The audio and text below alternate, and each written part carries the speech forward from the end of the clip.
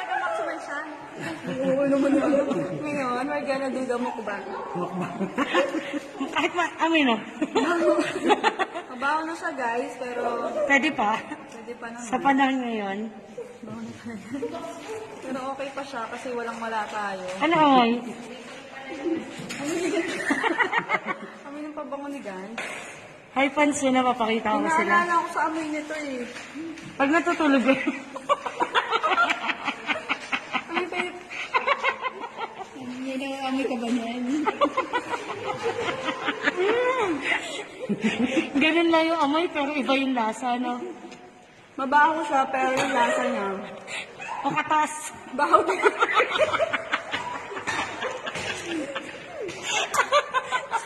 Makatas siya.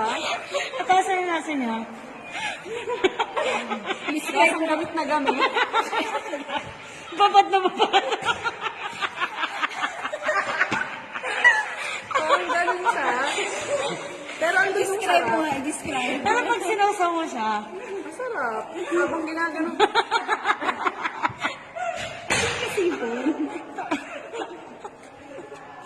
Sa pangalawang kilo na natin to guys. Ang baho. laki ng plastic na. Susukanin natin siya guys. Nagmumukbang siya, ma'am. Naantat na pinya. Ngayon susukan na natin siya. Ano yung lasa? Ano yung lasa? Pero describe mo daw? Para di po siya kumakain lahat. Yung pala ay kumakain ka pala ng tira-tira. Ang masarap to. Kumakain pala ng panisi, ano? Ito naman, kumakain ng tira-tira. Mas masarap kumain naman. Paano yung feeling pagkain? Paano yung feeling pagkain?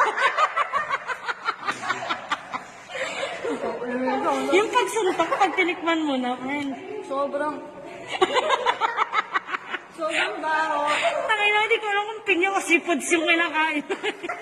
Feeling ko din pasipod na yung amoy niya para siyang bagoong. Ano ba, ni pagkuha naman sila? So guys, tapos na. Kasi natatain na ako eh. Umiikot na siya. Sasaba na asin.